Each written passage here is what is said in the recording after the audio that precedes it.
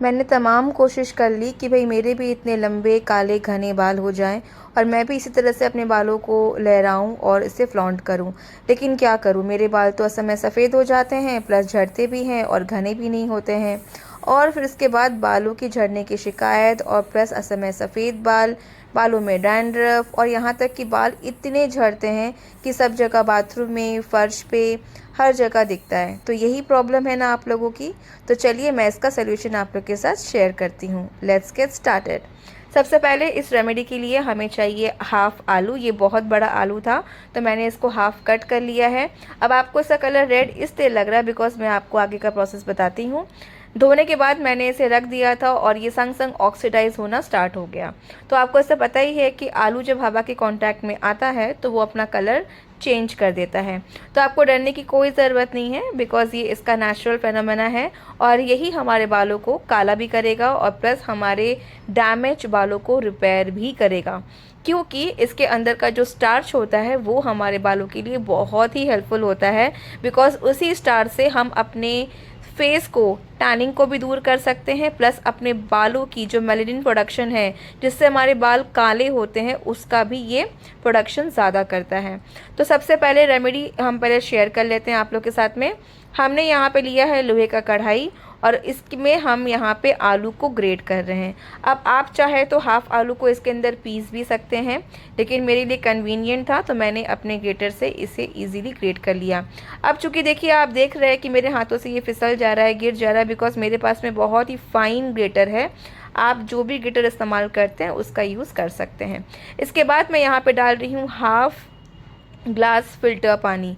Remember that कि आपको filter पानी ही लेना है, टैप वाटर का इस्तेमाल बिल्कुल भी नहीं करेंगे बिकॉज़ वो बहुत ही ज़्यादा हार्ड होता है और आपके बालों को नुकसान भी पहुंचा सकता है।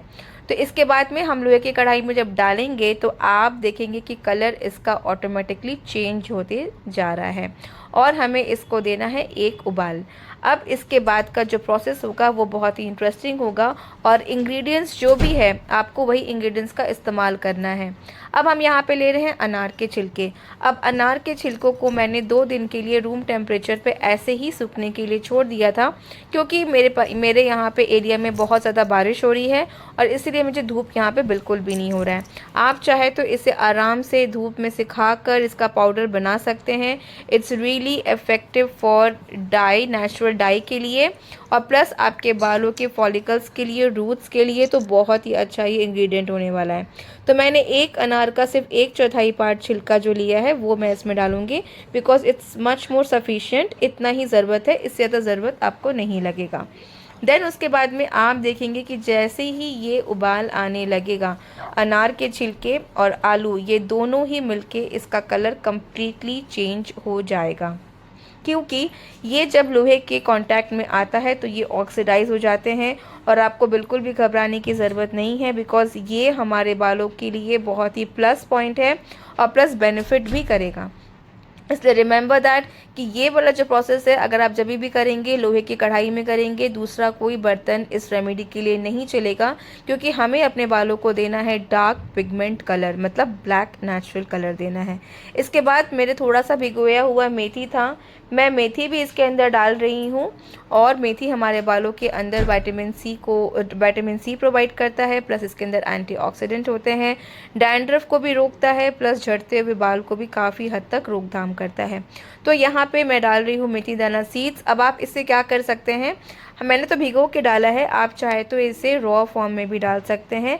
अल्टीमेटली हमें इसके अंदर इसे बॉईल करना है और इस प्रोसेस में, ये जो बॉईल करने का प्रोसेस है, इसे आप कम्प्लीटली धीमी आंच पे करेंगे, क्योंकि धीरे धीरे ये जो लिक्विड है ना ये गाढ़ा होते जाएगा बिकॉज ऑफ आलू के स्टार्च से।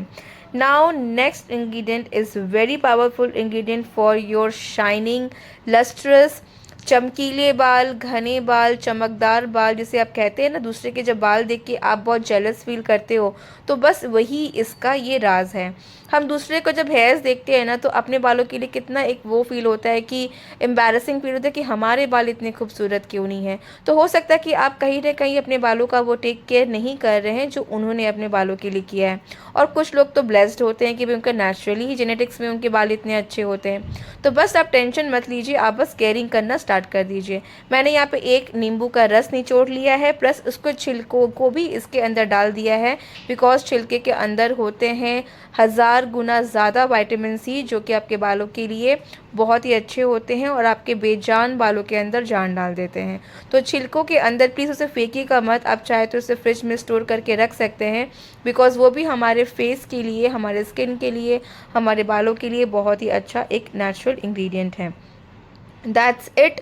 आपको ये 3 से 4 इंग्रेडिएंट्स लेने हैं और इनको तकरीबन 10 मिनट तो लगेगा ही गाइस बॉईल करने में। और जब बॉईल हो जाए तो मिक्सचर आपका कम्प्लीटली गाढ़ा हो जाएगा बिकॉज ऑफ द स्टार्च, और सारे न्यूट्रिएंट्स एंड विटामिन्स जो भी हमने इसमें ऐड किया है सब इस पानी के अंदर मिक्सअप हो जाएगा। गैस का फ्लेम बंद कर दीजिए, छन्नी की मदद से इसे छान लीजिए एंड देन आपको मिल जाएगा बहुत ही नेचुरल और गाढ़ा टेक्सचर। आपको अगर यहाँ तक वीडियो समझ में आया हो, अगर अच्छा लगा हो तो उसे प्लीज़ लाइक ज़रूर करिएगा, अपने फ्रेंड्स एंड फैमिली के साथ ज़रूर शेयर करिएगा। और गाइज़, अगर आप पहली बार विज़िट कर रहे हैं मेरे चैनल पे तो सब्सक्राइब करना तो बनता ही है, बिकॉज़ मैं हर दिन आपके लिए लेकर आती हूँ बहुत ही इंटरेस्टिंग वीडियोज़ जो कि आपके बालों के लिए, आपके स्किन के लिए, ओवरऑल आपके हेल्थ के लिए बहुत ही अच्छा है एंड सारे के सारे नेचुरल इंग्रेडिएंट्स हैं और आपके किचन में ही अवेलेबल होते हैं। तो बस छन्नी की मदद से छान लीजिए एंड देन छानने के बाद में इस मिक्सचर को आप कम्प्लीटली ठंडा कर देंगे। अब इसको लगाना कैसे है, आप चाहे तो इसको वीकली 2 बार लगाएंगे और लगाने के पहले अपने क्लीन बालों में लगाएंगे, बिकॉज कोई भी चीज़ अगर हम कलर करते हैं तो आप पार्लर में भी जाते हैं तो सबसे पहले आपके बालों को शैम्पू किया जाता है, देन आप लगाते हैं। लेकिन आपको यहाँ पे ऐसा कुछ भी करने का ज़रूरत नहीं है। आपके बाल बस एक दिन ज़्यादा गंदे नहीं होने चाहिए, बिकॉज अल्टीमेटली आपके बालों को कलर करना है और आपको बालों को काला और घना भी बनाना है। तो बस जब हम छन्नी में से छान लेंगे, अब इस मिक्सचर को कम्प्लीटली ठंडा होने देंगे रूम टेम्परेचर पे। अगर आपको ज़्यादा हड़बड़ी है तो आप ये वाला प्रोसेस रात में करके रख लीजिए। अगर आपको दिन में टाइम नहीं मिल रहा है तो आप ये सेम प्रोसेस रात में करके छोड़ दीजिए। कढ़ाई में सब कुछ एसिडिटी छोड़ दीजिए, आपको और ज़्यादा ब्लैक पिगमेंट कलर मिल जाएगा। एंड देन जब मिक्सचर ठंडा हो गया तो मैंने इसके अंदर ऐड किया अपने फेवरेट शैम्पू, और इसी शैम्पू से आपको अपने बालों को धोना है। एंड रिमेंबर दैट ये आप हफ्ते में 2 बार भी कर सकते हैं, 3 बार भी कर सकते हैं। It's all up to your needs कि आपको अपने बालों को कितना जल्दी इंस्टेंटली काला करना है। नेचुरल चीज़ों पे स्विच करने का मतलब यही होता है कि आपके बाल बिल्कुल भी केमिकल फ्री रहेंगे। आप अपने बालों में थोड़ा सा भी केमिकल का एप्लीकेशन नहीं कर रहे हो। मार्केट वाला डाई डेफिनेटली गाइज बहुत हार्मफुल होता है और उससे ज़्यादा आपके बाल सफ़ेद होते हैं।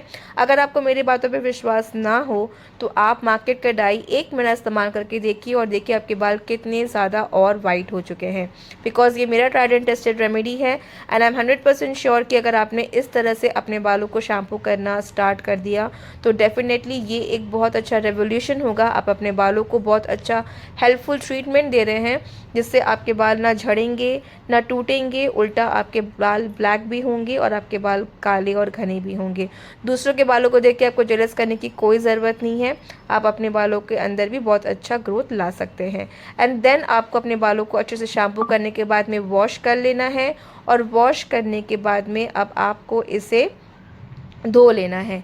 धोने के बाद में आप इसके अंदर थोड़ा सा भी कोई ब्लो ड्राई का इस्तेमाल नहीं करेंगे। नॉर्मल आप पंखे के नीचे अपने बालों को सुखाएंगे और सुखाने के बाद में अगर ज़रूरत हुआ तो थोड़ा सा आप इसके अंदर लीव ऑन कंडीशनर लगा सकते हैं, लीव ऑन सीरम लगा सकते हैं। सॉरी गाइस, कंडीशनर लगाने की कोई ज़रूरत नहीं है, सीरम लगा सकते हैं अगर आपके बाल बहुत ज़्यादा ड्राई हो रहे हैं।